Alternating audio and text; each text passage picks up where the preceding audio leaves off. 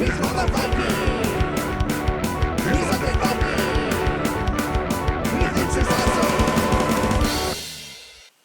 everybody, this is me, the Untitled Viking, and this is Nightlancer. Nightlancer is a game for 1 to 4 people. Yes, you can play it solo, you can play it competitively, and you can play it cooperatively as well. I've played it all 3 ways, and I've had a great deal of fun playing them each and every way. Nightlancer is a cyberpunk game. It is a world, like a dystopian future world. Think like Shadowrun, without like the orcs and the elves and whatever, but think Blade Runner, that sort of kind of world where there's and maybe without the robots though, but yeah, you can kind of like that bleak industrial world that in the future where people have cybernetic hands and eyes and enhanced senses and things like that, where people walk the streets with automatic weapons and like life is cheap. And so is hiring somebody to go and take care of a troublesome mob boss that lives across the city or what have you. I can't help but think that the person that created the game had to be a big like cyberpunk or Shadowrun role-playing gamer, because this is a game about going on runs, and like the name itself, like Nightlancer, it's kind of like Night Shadow, and then like a Lancer like runs or something like that. I mean, it's just like, because Nightlancer is like the name for what you are, what your character is. They're like a mercenary, but mercenary, like the game has a good sense of humor. As far as like, they say like saying we're mercenaries is kind of boring. That's why we call ourselves Nightlancers. Which I was like, okay, that's kind of cool. It's like, and so whatever, it works, right? The way the game plays is that each person will spend some time, and it's kind of a worker placement aspect where you're going to be like building up your character a little bit. You'll be drawing cards to give yourself skills and abilities. You'll be buying weapons from and armor and gear from a black market. And you'll be outfitting yourself and kind of like and leveling up, because there are cards that you'll be able to get that if you can you'll be able to play them with and you'll earn money, and you'll be able to play these cards that will give you different skills and abilities and things like that. So the game does have like a leveling up aspect. It is a very much it's that tweener role playing game, board game situation that we run into a lot in these reviews that I've done, and it does that job really, really well. So let me show you how the game is played. It has a fair amount of rules, but it is a game that like they've gone to great lengths to really present the game in a way that it is very formulaic, and so like you don't really get bogged down in minutia. The decisions and the actions and the things that you do just seem to make sense, and once you've played the game, the game will flow very, very well for you. But let me show you how the game's played. I am going to show you like the competitive version of the game, not like a solo or a cooperative. You can definitely download the rules for the game if you want to check those different rules out, but it isn't going to be much different. I'll just let you know that. And then we'll come back here, and I'll give you my final thoughts. Alright, cool.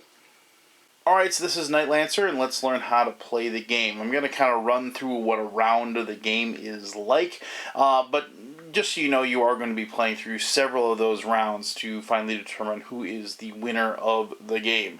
To begin with, I have set it up as a 4-player game. I've got one character here in front of me that I'm going to be using to demonstrate how the flow of the game works. But each person will get a character, and there are several of these characters. Here's an assassin, bombshell, engineer, guard, sniper, weaponsmith, and that is the veteran that I got right down there. Each one of these has its own distinct flavor and abilities. It'll tell you, what their starting health and what their resolve is. Those are kind of like just the two different, basically like kind of like think hit points and morale. And if you ever lose those, you gain what's called a shaken attribute, which means that you basically can do nothing until you are able to like relax and heal up a little bit. You have starting equipment. It'll tell you like chips is the money. So like this character would start with 3. They have 5 ideals. An ideals track is right over here, and you can maybe see there's a little peg there that you put, and it'll slide up and down. Think of ideals as kind of like your humanity, your connection to like the rest of the world. Life in the Nightlancer universe is a tough and hard one, and you will undertake certain jobs and certain things will happen to you that will kind of disenfranchise you from reality and from your own humanity. If you ever get down to 0, you'll notice it says down here, it says tech shock. When that happens, you can't win. If you make it to the end of the game and you have a 0 tech shock, it doesn't matter how many points you've earned as the game has progressed, you can't win the game. You have to gain some of your humanity back, and there are cards that you can play that will allow you to do that, but you got to make sure you get that humanity back so you have a shot at winning. Over on this side, you'll have the different skills, like, and then, this is the weaponsmith, so you probably, like, it has a high technical skill, kind of good in a marksman or a gunfight, not so good in melee, not exactly streetwise or covert, so, kind of makes sense as far as that. And then they have a special ability, so things like weapon maintenance, it costs you 1 less, credit or chip to buy a weapon or cyber weapon cards, and the minimum cost is 1. So it's just a little special ability. It'll tell you here like special assets, like she starts with a custom shotgun, and then it'll tell you exactly which cards everyone begins with. And I should mention that like if there's a specific card that comes with, like, so this is the sniper card, like they automatically get this card, and they do delineate them by putting the name on there, so that's kind of nice. You don't have to dig through the deck. On the back of each one of these things is like some little background information, as far as what your character does or why they are doing what they're doing. Has no game effect whatsoever, but I always do like the little extra effort, when they create this is a game that's going to have a story. It's going to have a narrative. It's going to be, as you play the game, it's going to play itself out for you. And I like when they make the effort to do that, because then that's when you have those wonderful, like, kind of story occurrences, story like situations that make you come back and want to play the game and make you remember certain sessions that you played. All right, so I've already given the veteran everything. I'll just move these little tokens. Those are as health and resolve tokens. I'll put them over here for right now.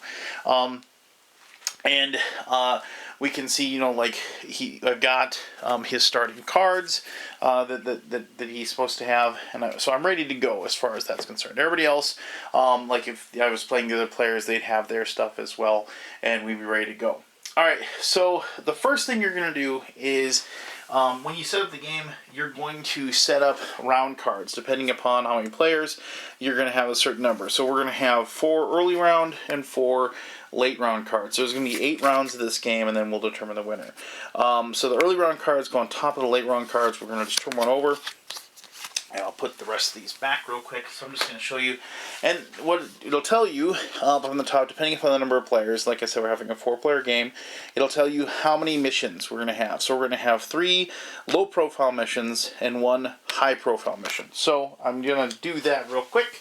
So these giant cards here are the different missions. I'll drag, and I'll pick 3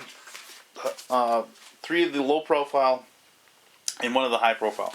And I'm not going to show you all these, but probably the best way I can do this is if I, here, let's just grab, like, the low profile and a high profile. So, I'm going to show you more in depth when I actually show you how you go on a mission here. But just so you can see it, all of these will tell you like the loadout, how many maximum. That's pretty standard, maximum of 3 cards. There's no card restrictions for this one. You'll notice it says first crew and the second crew. When you go on the mission, another player can go on the mission as well, and you kind of race against each other and end up actually fighting each other when you get to the end, to see if both of you make it to the end, to see if you can be the one that completes the mission. So when you do the mission, this is one of the things I really like about the game, is that when you do the mission, you get to choose these different paths of how you're going to take care of the problem. So this one is get protection money. A business is refusing to pay for protection. They have their own security instead. Find the owner at home and get our money. Do whatever it takes. So they've hired you. And then over here you can see what you'll get if you succeed. In this case, you're going to get, if you're all by yourself, you're going to get 8 credits or 8 chits. You're going to get 1 victory point, prospects. That's what this is. And you're going to get 1 heat. Basically, there is you can get a name for yourself, and there's going to be certain events or whatever that are going to be dependent upon like your heat level. People might come and try to arrest you. The peace guards is what they're called. And then as you can see, if you can team up on these missions, like you can talk to the players and say, hey, your skills work really well with my skills. How would you and me team up when we go and we try to take care of this mission together? You can do that. And so you can see like a crew of 2, everybody's going to get 4 and still get the point. Crew of 3 and a point. So you can decide that. It is considered to be a dirty mission. When it is a dirty mission, then all the crew lose an ideal. It's considered to be like, you're kind of being a bad guy, so you're losing a little bit of your humanity when you do it. And then, like I said, I'll go into further detail. I'll show you the actual mechanisms, and I'll show you how we do this here in a second. But so here you have, if you wanted to go stage 1, crack into the server to locate their home, or smooth talk the staff into giving up the information. All right, so you're going to test that depending upon which one you want to do, and I'll talk more about it, like I said, in a little bit. But then if you fail, the middle will tell you what happens. And now, unless it actually tells you that you have to abort the mission, and I don't think I have one here that says abort the mission, but I'll find one. I'll show it to you in a little bit. You get to continue on to the next phase. However, some of the things that will, if here it is, it's like bypass the electronic lock on their door, or shoot your way into the building. So if you fail, snipers spot your clumsy entrance, and then you could probably take some damage if you fail there. And so if you run out of health, then you're out. You're considered to be shaken, as I said before, and you lose. And so you have these 2 different ways that you can handle it. Now, just to show you, turn a rave into a riot. The Harmony Shock Pack run an all-night rave in a nearby warehouse. We want you to go in and turn that rave into a riot. And so you can't, some cards will say they're obvious, so if it's a big giant weapon that's an obvious weapon, you can't take that because it's something that, so you can use those cards when you do your loadout. But then there's the same deal. But notice how, because it's a high profile mission, the rewards are much greater. Here you get 16 chits or more money.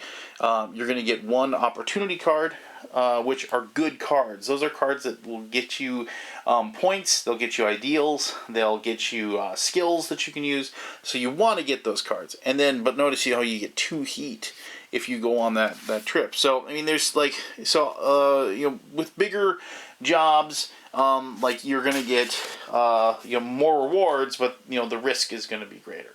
All right, so we managed to, I spent a lot of time talking about the missions. I didn't really plan on that, but regardless. So then after you do that, then there's an event. So the event is, you can see here, it's people protest the conditions of the slums, trying to get noticed by the isolated inner city.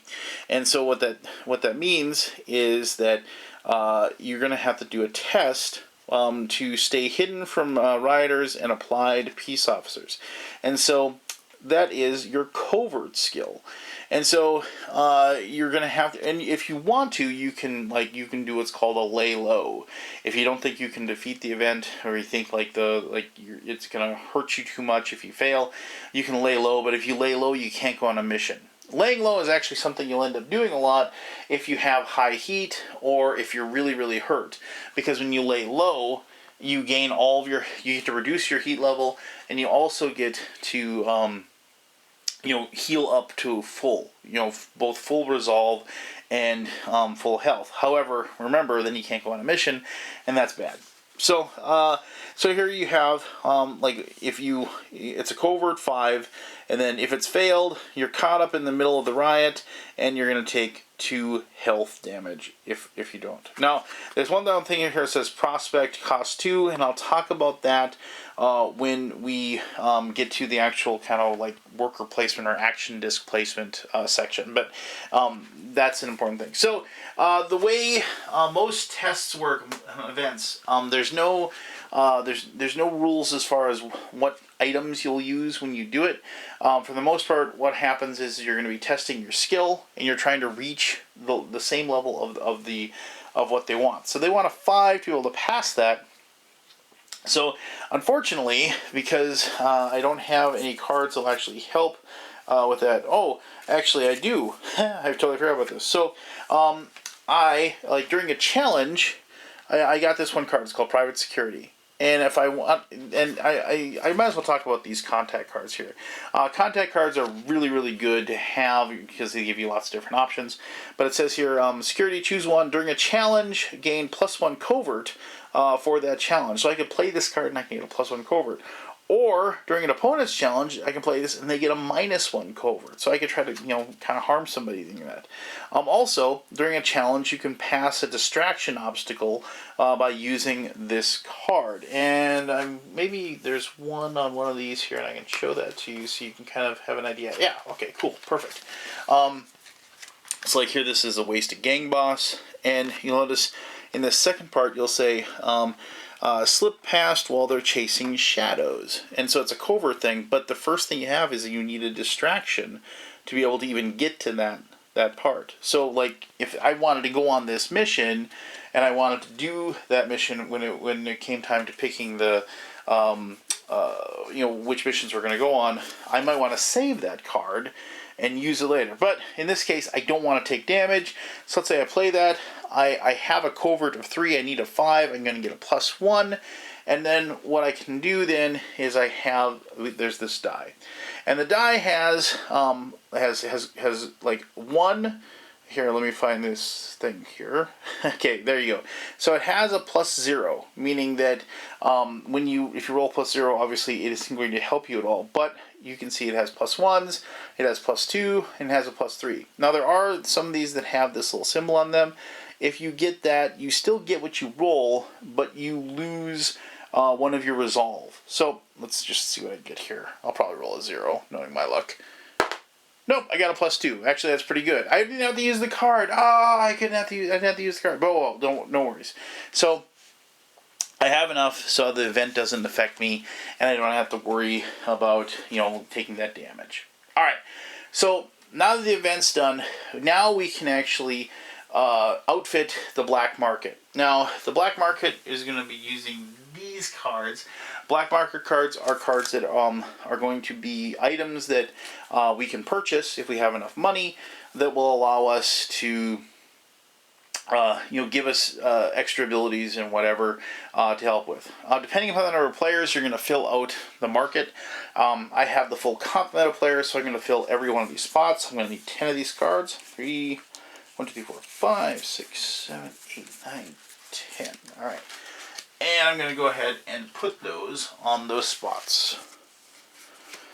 So, and I'll show you some of these here, just so you can kind of see, what they say and what they do. And I want to say while I'm doing this is that this game has its own like a fair number of rules and whatever as far as what to do and how things work. But everything is so well both coded by color and icon It's actually really, really straightforward, and it doesn't take a lot of effort to kind of, grasp the game and figure it out. So anyway, here we have like the hand cannon, and then it'll tell you how much it costs, and so it costs 2 chits if I want to buy it, and you'll notice it gives you these bonuses, and so it's got +1 melee, +1 gunfight, +1 marksman. So if you have this and you equipped and you use it during challenges, you can add those ones. It is loud, so you're going to gain a heat whenever you use it, and then only 1 weapon or cyber weapon per challenge, and then of course there's some narrative information there. And you'll notice that each one of these spots has this little circle here. And so when it comes time to purchase, when you'll be placing one of your action discs, kind of like a worker placement situation, and then you'll pick which one that you want to get. And I wanted to actually show you this as well. Remember that obvious thing? So like some of the weapons will have like obvious. So combat sword doesn't cost you a lot, gives you +1 melee. It is obvious, and you cannot use on an event, and so it's just you just gotta be cognizant of those things. Now you don't lose the equipment, so you can have multiple pieces of equipment, you can have multiple weapons, but remember, you can only take 3 things normally with you. And the top of the player card actually kind of delineates, how you can have an armor, a weapon, and kind of like an item, and even has that. And so you can have one of these in each of these 3 spots. So it really depends on what items you have, and what you are able to. What you need for that particular mission, and you'll go through that, and you'll make sure that you pick it pretty carefully, and do the right thing as far as giving you the best chance to win. Now I should mention that the veteran does get this improvised explosives card.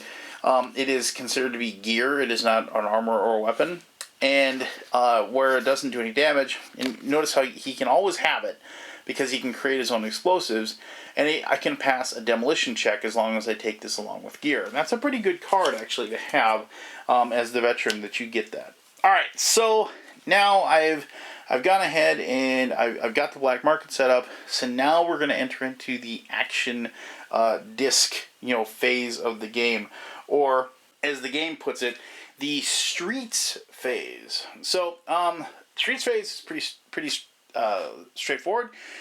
Turn order, in this case, the turn order is randomly determined at the beginning of the game, but later on, after each round, whoever has the least amount of heat on them will be the first player, and then so on and so forth, until the person who has the most heat will be the last player. This is pretty simple. All you'll do is you'll take one of your discs. Each person gets 4. You're always going to have 4. You're never going to have less. You're never going to have more. And you're just going to pick one of these spots to place it in there. Now, I've already talked about how the black market works. So, if I place this here and I wanted to buy this silenced SMG, then I could, it costs 4, it gives me +1 melee, +2 gunfight. It's an obvious, but it's a pretty good weapon, and maybe I was planning on doing this mission, which doesn't have any card restrictions, so having that is going to be a helpful card for me, and that would be an action. Other actions are over in these locations, and some of these, again, you'll see you might not be able to see it clearly, but there's a 3-person here and a 4-person there, so depending upon the number of players, you can, it opens up other things. So with 3 players, you'd have these 2 spots available for the Slums Hustles spot. 4 players, you'd have all 3 of those. Same thing for over here, same thing for over here, and same thing for down here. Alright, so over here, in the yellow, you get to draw a contact. You place your thing, and you get to draw a contact card. Over here, in the green, you place your disc, and you just get to take a chit. It's just, you're considered like a low-level scam, and you get a coin. Down here, it's called exploit connections. Now, here you don't get to draw a card, but if you happen to have a an opportunity card, and you are able to pay, like satisfy what you, so you can pay 6 credits, and you must have a company contact in your hand. You gain 1 ideal when you bought it. When you buy it, you put it down, and, as part of your your character sheet, and it becomes part of your character. Place company on this card from your hand. If you need to discard this card, spend it instead. And so, but remember, the big thing is getting ideal. If you're like losing your humanity, you can use that. Plus, it's an agenda card, and at the end of the game, agenda cards are good for points. So something to think about. So when you use the exploit connections, you're not drawing any opportunity cards, but it gives you the ability to actually play your opportunity cards. Which, as you progress through the game, you're going to get more and more of those. Hopefully, because they're very important, and you'll need to use these spots to do that. All right. Down here, this is the what's called the Euro Mafia. These spots here allow you to take out a loan. Loans, you're basically going to a loan shark. You're in the mob. You get 10 coins. When you do that, when you get the 10 coins, you will take one of these chits, and you'll put it down, and it'll say you have 10 coins. At the beginning of each round, you'll have to pay 1 coin to the to pay the interest on your loan. If you can't, they'll come and rough you up and give you some damage. At most, you're allowed to have 2 loans. So that's why there's these 2 different colors for those 2 loans. You're going to take out a loan, most likely. It's one of those things where you need the money to be able to buy equipment. You need the money to pay for your opportunity cards. The goal, however, is that you will get enough money. You'll get 10 money to be able to pay it off. And then, it won't be anything, won't be a negative against you at the end of the game. The other thing you can do when you go to your Mafia is that you can do the long-term investment, and you can buy prospects, which again are the victory points of the game, depending upon what the round card tells you. Now, remember I showed you this where it said that the prospect costs 2 chits, so you can go to that spot and you can buy up to 2 of them at 2 each, and you can get victory points. This is not a game where you're going to have tons and tons and tons of victory points. So little spots where you're able to get 1 or 2 victory points are very, very important, because it will end up being the difference between whether or not you win or lose the game. Alright, so after everybody's placed their 4 action chits down, and they purchased the items they want to, they've got their cards, they've done whatever they wanted to do, everybody takes all 4 of their action discs back. You discard all of the cards from the black market, and then you're going to move on to the missions phase. Alright, so I've been talking about the missions phase for a little bit. So let's just say we're going to try to do the Get Protection Money mission. So, walking through this, the first thing, like if I'm going to go and do that, I'm going to take my little chit here, and I'm going to go ahead, and you notice how there's a thing that says first crew, and there's a thing that says second crew. So, I place that on there like so, saying I'm going to do this mission. Now, if somebody else wants to do the mission, what they're going to end up doing is they're going to go ahead and they place that there to show that they're going to do the same mission. Now, if this person said, hey, let's work together, you would just go like that to show that you're working together. But this would be like an adversarial situation. So, I'm not going to deal with like showing you exactly what happens with the second person just yet. So, I just want to show you how this works. So, when you do this, you're going to choose which one of these 2 you want to do. So like in this case, crack into the server to locate their home, or smooth talk your way. And then if you fail, the job needs subtlety, which you don't have, you're going to get a heat for succeeding. But that doesn't mean you technically fail. You get to go on to the next section. So remember, I have those homemade explosives, and so if I want to do this one, I have to be able to get by that. So I can get by that, and then if we look at I have 3 technical, so I can try and get lucky, and I can just roll my die and see if I get lucky here. And I do. I get a 3 on the die. Here, let me show you that. So with my 3 technical plus this 3, it's going to be more than that 5, so I get 6, but I do lose a resolve. So I'm going to go ahead and I'll have to discard that, and hopefully I can get that back later. So I go on to the second stage, which says I can bypass the electronic lock, or I can shoot my way into the building. Well, I am much better at shooting my way into the building, but if I fail, you see I would take 3 damage for doing so. But I have a gunfight of 4, and remember, I just bought this silenced SMG, and it gives me +2 to my gunfight. So I need a 6. I've done it. I've passed that. I can go now. Mind you, when I'm doing this, other players can play those cards. You know, remember I showed you that contact card that like allowed you to do like a negative on somebody else's challenge. They could be playing that. What you're supposed to say is, I'm going to do this, and then you're supposed to give them like 3 seconds, and while people try to decide. Now, I don't know if that 3 seconds thing would really work for us. What we said was just, is anybody going to stop it? And we just had conversations, and if nobody decided to stop it, then you went forward. But in this situation, because it's a 6, you're just going to succeed if nobody else plays anything negative. So you get to the final one, where it says torture the safe combination of him. That's kind of why maybe it's dirty, because you're torturing.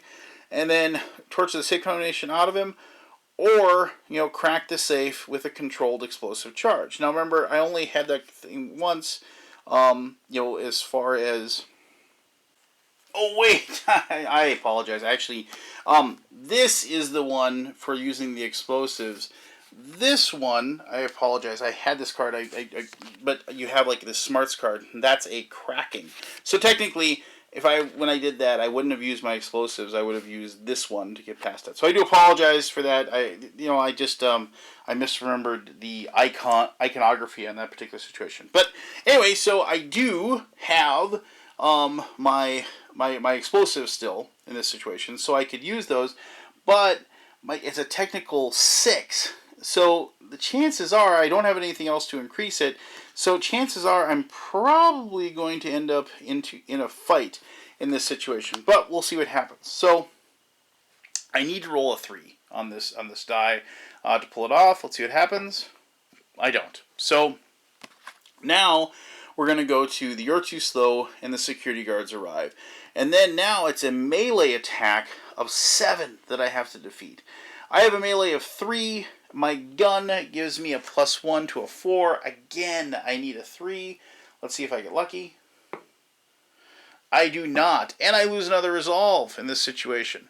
But if you look here, it's like I'm going to take 4. This has like a 4 in there as far as the damage goes. I still have enough health. I'm gonna actually get pretty beaten up in this. I'm gonna lose 4 health, but I'm still gonna pass the mission. You know. And now, though, however, when the next turn comes, I'm going to be up trying to, I'm going to be thinking about how am I going to heal up, because I'm not going to be in any shape to go on a mission. Like during the street phase, one of the ways you can heal, and I forgot to tell you about these 3 spots. I do apologize. These 3 spots are open. There's no limit to how many times you can use them. So, like here it is, you can take 1 health or 1 resolve up to a maximum. So I could use that to heal. And this one is you can discard a card and then you can reduce your heat. And this one is discard 1 resolve and 1 health, and you can earn money. So there's other options, and I apologize for not telling you those. But that is another way that you can heal, other than just laying low to heal up to full. But in that case, though, I would succeed. I would get my chits, I would get my prospects, and I would increase my heat level for doing so. All right.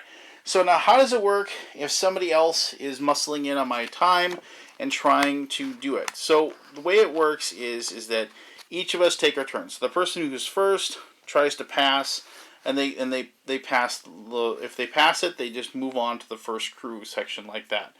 However, if the first crew fails, but they're able to continue on, they go to the second crew location there. And then if they pass it, they're going to go ahead and go to the first crew section, and now they're in charge. The big thing that happens is that when you get to the end here, the first crew and the second crew have to face off before anybody can attempt to defeat the mission at the end. And what the first crew then gets to decide if they're going to have a melee combat, if they're going to have a marksman combat, or if they're going to have a gunfight combat.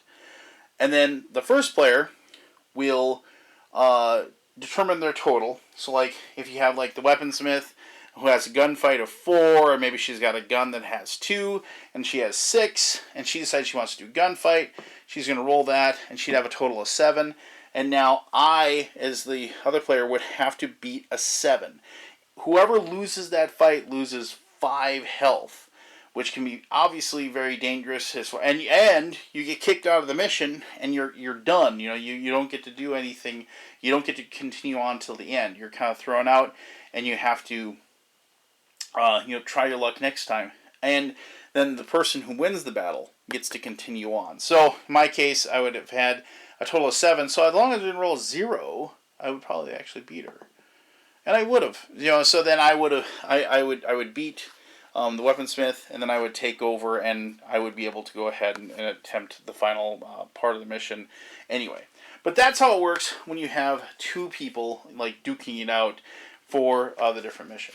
So after each person completes their mission or doesn't complete their mission, you will you'll get your rewards, and then whoever has the most heat will be the last player. Whoever has the least heat will be the first player. So you update that turn order, and then if everybody has to discard their hand of cards down to 6. So if you're going to end up with more cards, there's certain things like this one where you can discard cards and reduce heat. That might be something you want to look forward to, and discard early if at all possible, so you don't have to discard your cards for nothing. After you get through all of your rounds of the game, you get through all of those cards. Then what happens is you'll end up with your final score. You'll have earned prospects throughout the game, and you'll have a total. But then the players will you'll go through all your armor, gear, and weapons, and you'll sell them for half of their what they're worth, and then you will round up. You can then use contact cards from your hand if you still have anything that can be used to get you prospects. You can also buy opportunity cards from your hand if those are the ones that will increase either your ideal, or they'll give you prospect points as well. For every loan you have to pay 10 to discard it. If you can't, you lose 5 points. You reduce heat. You can reduce heat for 2.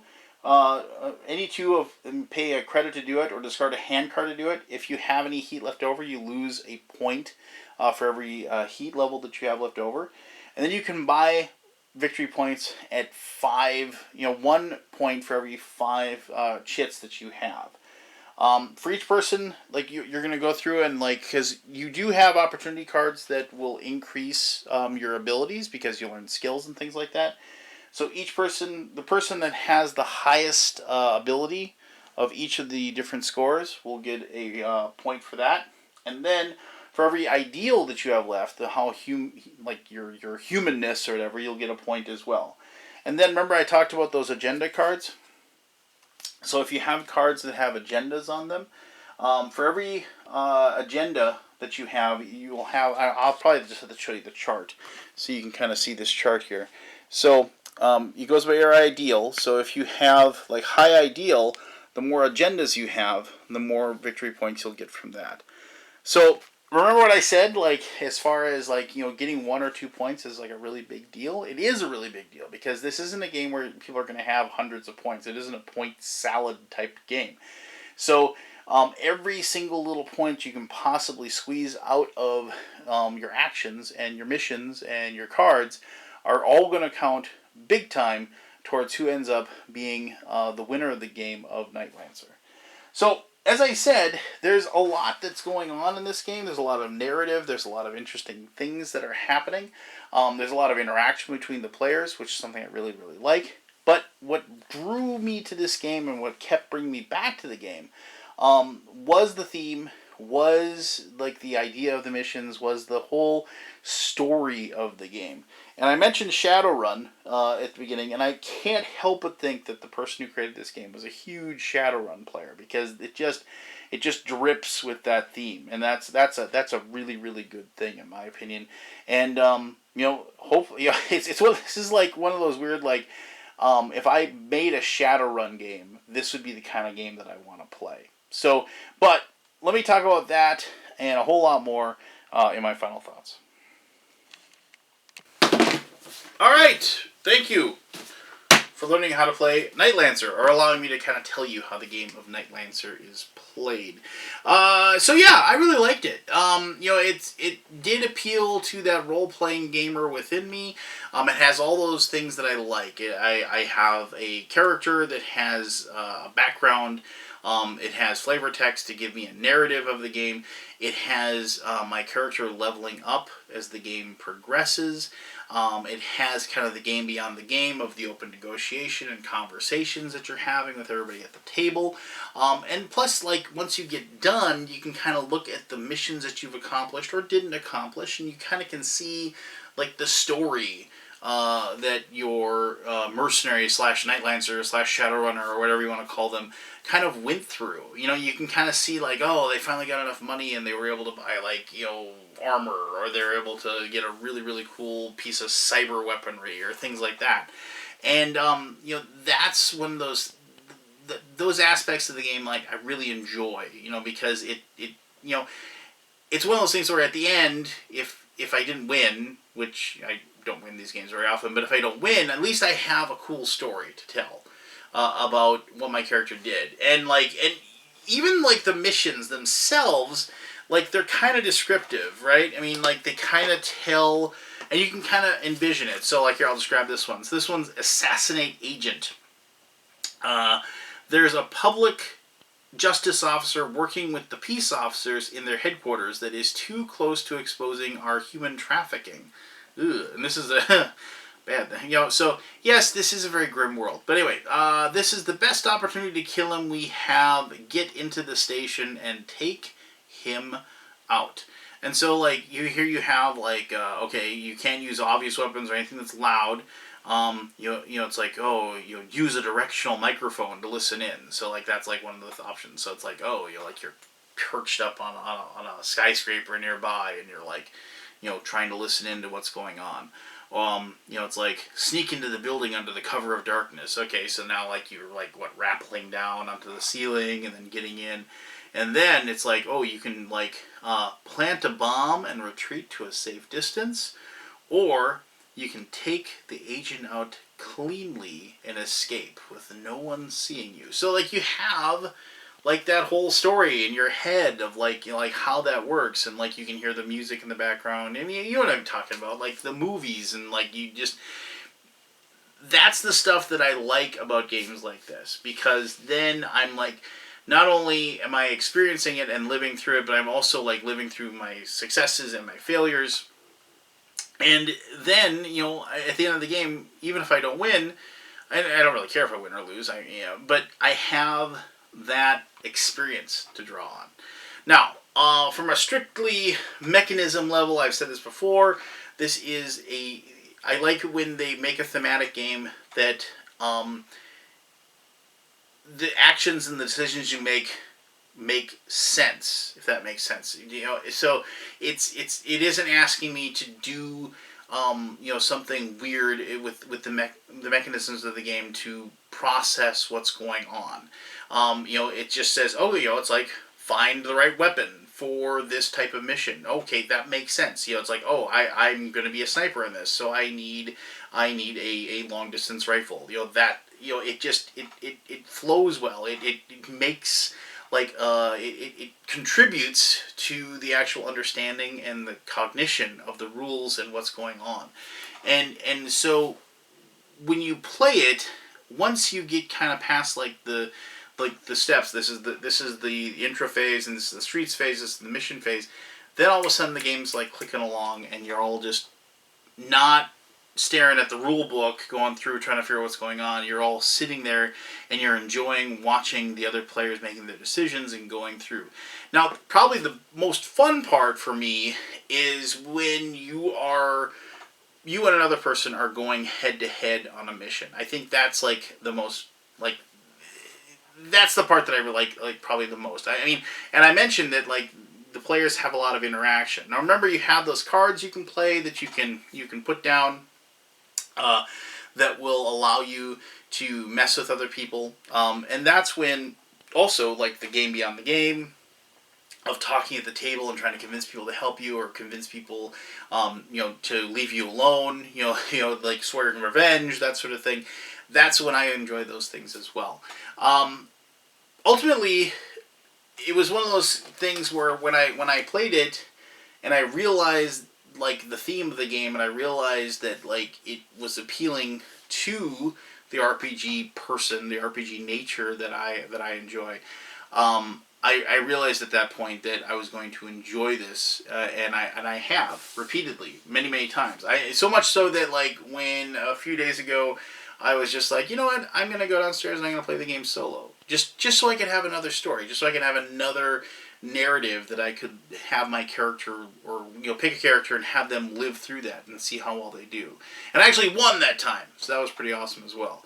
So ultimately, if you are a, like, theme type gamer, if you like kind of like the Netrunner universes, or Cyberpunk, or Shadowrun, or dystopian universe, that sort of thing, I strongly suggest that you check this one out. I think that if you and your group like a combative, like, kind of at each other's throats type of game, I think you're really going to like this, and I think you want to check it out. So there you go. That is Nightlancer. If you have any questions about it, please ask away. I'll be happy to answer those as best as I can. As always, thank you very much for taking the time to watch this video. And until next time, I'm the Undead Viking, telling you to have yourself one heck of an awesome day. Alright, bye-bye.